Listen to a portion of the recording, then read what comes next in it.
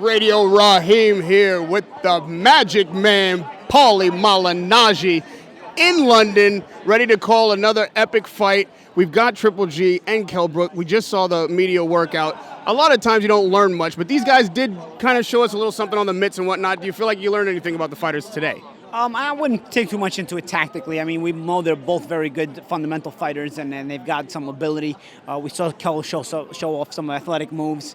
We saw Golovkin stay with the fundamental tactics, and just be very well balanced and shoot the shots that we know we've seen him shoot many times. So nothing that I didn't expect, but I like their personality was shining today a little bit. They both looked very confident. They both looked ready for the big moment on Saturday night, and I like to see that.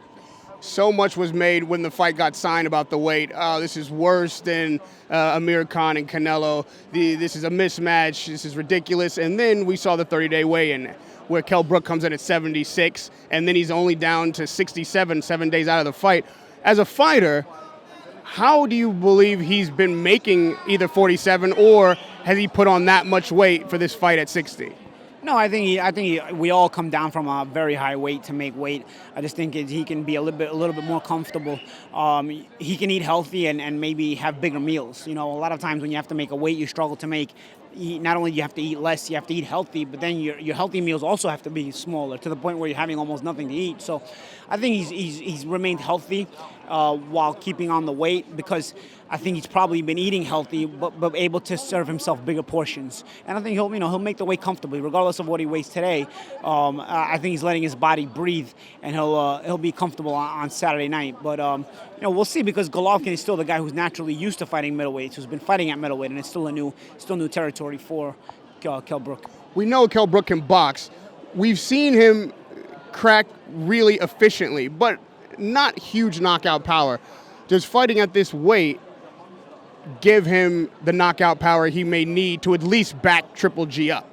I don't know. It's hard to carry weight up enough to get respected in the next weight class, but I think he can be sharp enough to get Golovkin's attention, because he's got some sharp shots. He can sharpshoot him, and if you can just get Golovkin's attention, then you can have him respect you. And if he has to respect you, he cannot just attack you in a manner where it can make you uncomfortable. We're talking about this fight around the edges. What could be this, could be that, but ultimately, is this a mismatch?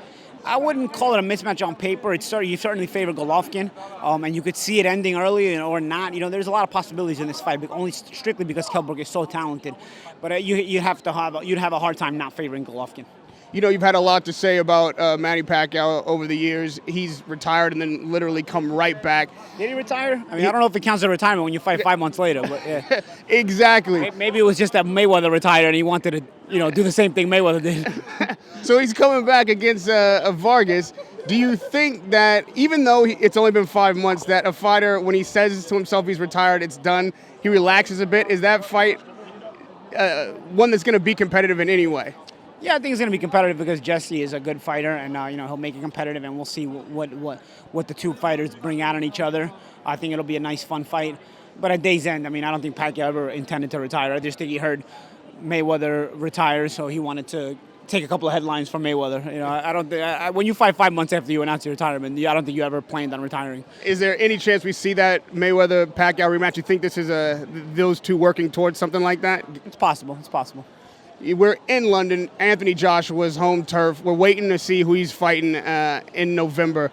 What do you think of him as a heavyweight, in contrasted with the other heavyweight champions? Where do you place him? I think he's a fun fighter to watch. I think he's good, and I think he's got a bright future.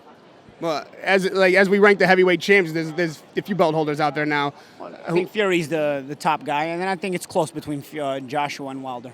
We saw that Wilder's injured his hand, injured his bicep. How long do you feel like it takes for a fighter to heal when his weapons are wounded? And will he come back strong like he's been? Was he come back as strong a fighter? I think he'll be out probably 6 to 8 months. And yeah, there's some trepidation at first, but once he uses it in the gym and he feels like it's okay, he'll be confident. Can Anthony Joshua beat Deontay Wilder? He can, but Deontay Wilder can also beat Anthony Joshua. I think it's a good fight. It's a fun fight. And now, what about you? You see these guys in here. One of them was at least usually is a welterweight. Yeah, I know. Is the fight game still in you? Are you still in the fight game? I am, for a few more months. 2016, I think, will be my last year. But if I can get a fight, we'll see. See if we can get something cracking. If not, I'll retire. Andre Ward, Sergey Kovalev. Give me your breakdown. I think Ward has more dynamics to him, more tricks in the bag, but Kovalev's a bigger, stronger guy, so it's an interesting fight. We'll see. Their last two outings, people weren't impressed with either one. What did you learn in the last two outings that informs how we should look at the fight? I don't think you can take too much out of them. When they see each other in front of and face to face, then we'll see what kind of things they have up their sleeve for each other. And lastly, Paulie, if you could put any matchup together for 2017, what fight would you like to get made? I don't know. I'd like to see the winner of this fight on Saturday night in Canelo.